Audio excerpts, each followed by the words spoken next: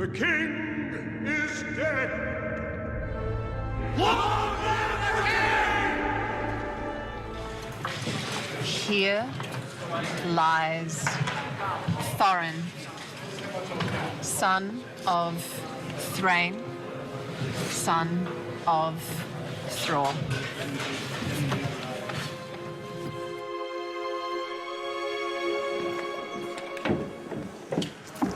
Morning.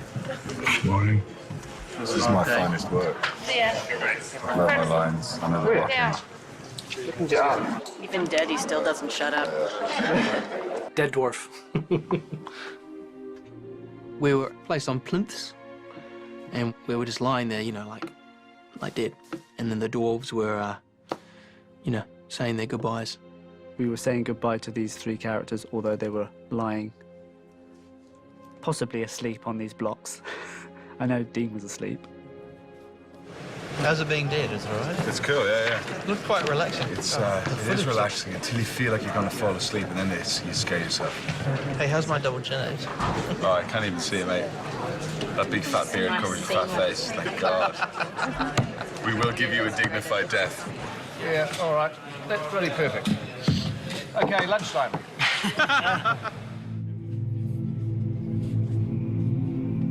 It's an interesting turn in the story, I think.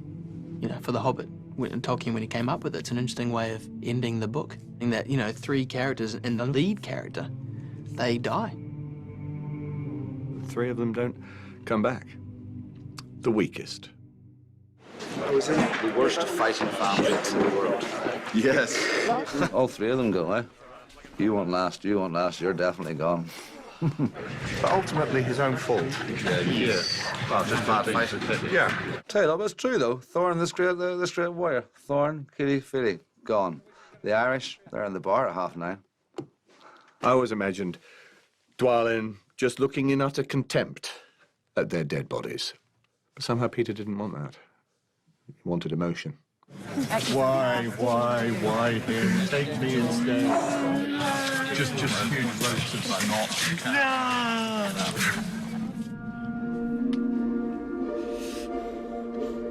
Peter was playing this quite sad, haunting music throughout the scene, and it was really lovely. I remember going to Tony Johnson, our sound recordist, and getting him to dig out the one piece of music that I'd used in the past for this particular type of scene was Puccini's humming chorus. May or may not help. I mean, you can see I've got Puccini's humming chorus, which is quite a gentle, sad kind of piece. It's a beautiful piece of music, and it's kind of soars and it drops, and it's got kind of a cadence to it that gets you into a kind of a rhythm, which is a rhythm of loss. According to legend, Puccini was sitting at the shore of a lake somewhere in Switzerland, and way in the distance, in the middle of the lake, he saw a boat capsize and he saw somebody drown. And he immediately sat down and he wrote the humming chorus to emotionally deal with what he'd just seen. Didn't bother trying to save him. No? I think he was inspired to write some music and was a bit too busy. That's fine, no, I'm not judging. Don't put the camera down, Puccini. Maybe he should have helped. Rather than staying up there. So I think, stop writing music, Puccini. Put your shoes on. We need help. There's 3 old washerwomen trying to drag 12 sailors out. Good to see that Puccini was such a humanitarian. I don't know whether it's true or not, but... The other part of the scene was where Gandalf presented this eulogy to the rest of the dwarves. Originally, we had Gandalf eulogize them, really because I think partly we wanted to set up the notion that the dwarves were letting go of Thorin and acknowledging the new king under the mountain, which is Dane. And action. The king has come unto his own, under mountain, under stone. That stuff's pretty hard to beat when you're having a funeral eulogy to a much-loved figure spoken by Ian McKellen. It's pretty hard to top that. Send him now unto the deep, unto earth, eternal sleep, under mountain, under stone. Under mountain, under stone.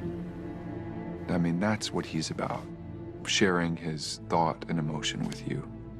I mean, he does it with Shakespeare, and he does it with Tolkien.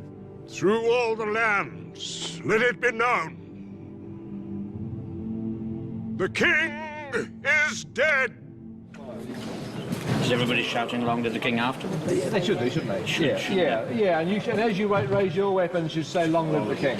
Long live the king! Long live the king! I think we were saying long live the Hobbit as much as we were saying long live the king, because, you know, it'll be with us forever, and I feel very lucky to have been on the journey.